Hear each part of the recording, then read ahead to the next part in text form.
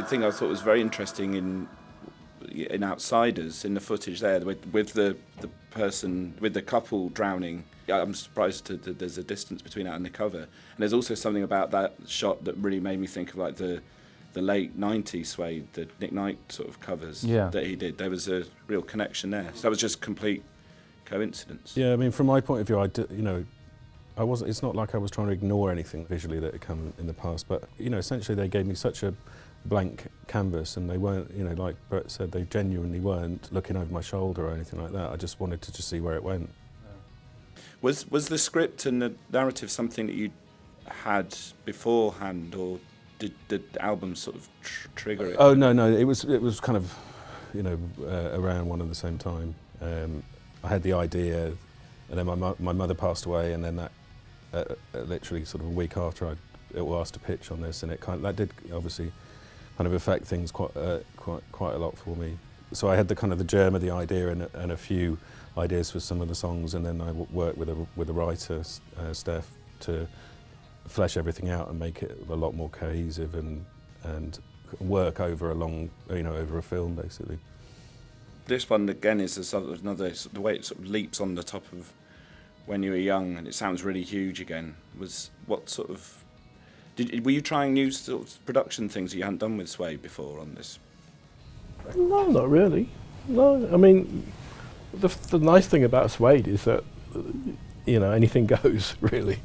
I think that as a band they're so creative, and we all want to try different ideas and different textures, and it's always been the way with Suede. There's never really been a blueprint. There's certain sounds that we always have, I suppose, probably more guitar than anything else. But no, in terms of production, sky's the limit. I mean, in a sense, that's what a Suede record really should be.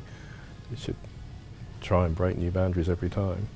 But it's got that kind of, it's a very classic Suede sort of song, Outsiders, I think. It's got that. Yeah, it was again one of the later songs, wasn't it? It was, there was like this brief burst of creativity in 4 or 5 really important songs. Yeah, we wrote Outsiders and No Tomorrow in like 2 successive days, I think. I mean, the record changed, I thought, quite a lot at that point, which was unexpected, but looking back on it, a really good thing, because it had become quite weighty, and I don't know how to describe it, but it was, all of a sudden, there was this sort of more gnarly, in-your-face Suede, which was lacking, and I don't think we ever discussed the fact that it wasn't there, but straight away it reappeared with these 2 songs. We always have a crisis point with making records where it's just the one. Yeah, a couple of crises.